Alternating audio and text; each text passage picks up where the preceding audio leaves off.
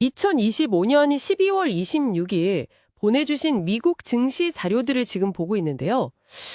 크리스마스 바로 다음 날이라서 거래량도 거의 없고 보통 브리치 세션이라고 부르는 아주 조용한 날이었잖아요. 네, 맞아요.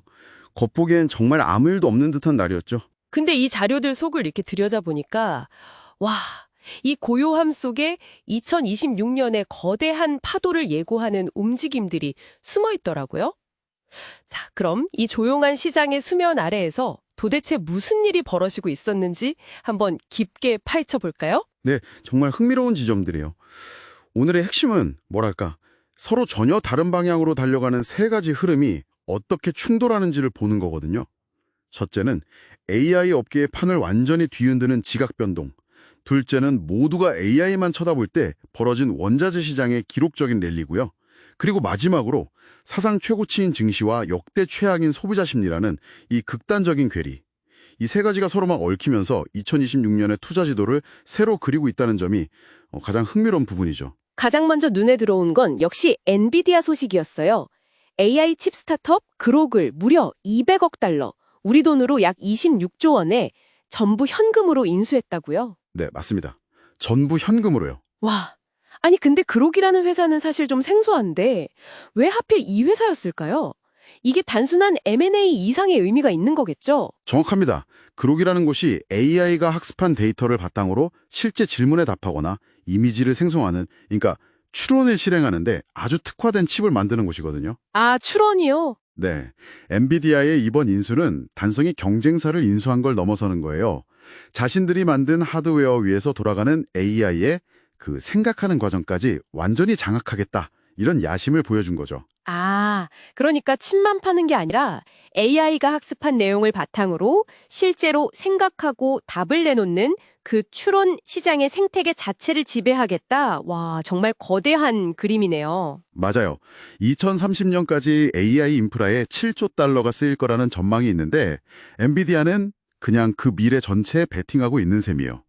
반면에 이 소식은 인텔에게는 정말 치명타였어요. 아, 인텔이요. 네, 같은 날 엔비디아가 인텔의 차세대 18A 공정칩 테스트를 중단했다는 소식이 전해지면서 이 반도체 제조 경쟁의 희비가 아주 극명하게 엇갈렸죠. 이야, 엔비디아와 인텔의 싸움도 정말 흥미진진한데 사실 이 자료들을 보면 AI의 모든 스포트라이트가 쏠린 사이에 전혀 다른 곳에서 조용한 폭등이 있었더라고요.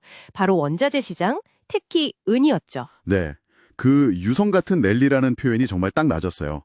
은 가격이 하루 만에 8%나 폭등하면서 온스당 79달러로 사상 최고치를 경신했거든요. 8%요? 하루 만에? 네. 그러니까 여기서 우리가 질문을 던져봐야 하는 거죠. 왜 하필 지금 은이었을까? 맞아요.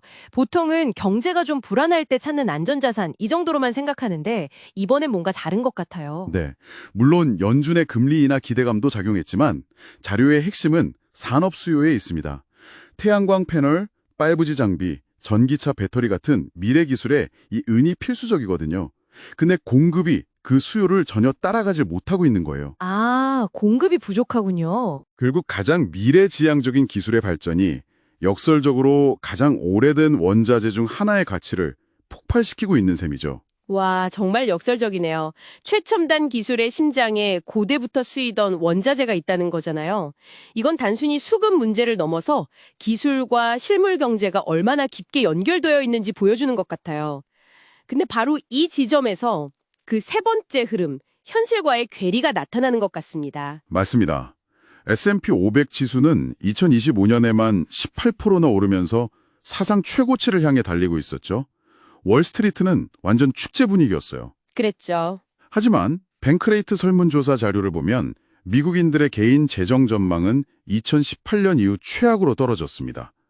응답자의 32%가 내년 재정 상황이 더 나빠질 거라고 답했고요. 32%나요? 이 엄청난 괴리는 도대체 왜 생기는 걸까요? 한쪽에선 AI랑 기술주가 이끄는 파티가 벌어지는데 다른 한쪽에선 다들 지갑을 닫고 미래를 걱정하고 있다는 거잖아요. 그 원인은 좀 복합적이에요.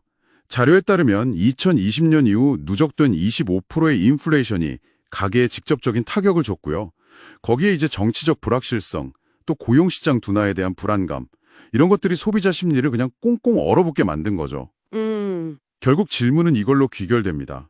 AI가 이끄는 기업들의 그 막대한 이익 증가가 과연 소비 위축이라는 현실의 벽을 넘어설 수 있을까? 이게 2026년 시장의 가장 큰 화두가 될 겁니다. 자, 그럼 이 모든 걸 한번 종합해보죠. 2025년의 마지막 거래일은 AI의 거대한 야망, 그리고 기술 발전이 불러온 원자재의 부활, 마지막으로 이 모든 화려함 뒤에 가려진 시장과 현실의 깊은 골, 이 세 가지 거대한 흐름을 우리에게 보여준 거네요. 그렇죠. 그래서 이 자료들이 우리에게 남기는 마지막 질문은 아마 이것일 겁니다. 2026년에 AI가 창출할 그 막대한 부는 과연 어떻게 분배될까요? 그 기술 발전의 혜택이 인플레이션과 경제적 압박에 시달리는 일반 대중에게까지 흘러가서 이 격차를 메울 수 있을까요? 아니면 소수에게 부가 집중되면서 이 격차는 지금보다 훨씬 더 벌어지게 될까요? 아마 그 답을 찾아가는 과정 자체가 앞으로의 시장을 움직이는 가장 큰 동력이 될 겁니다.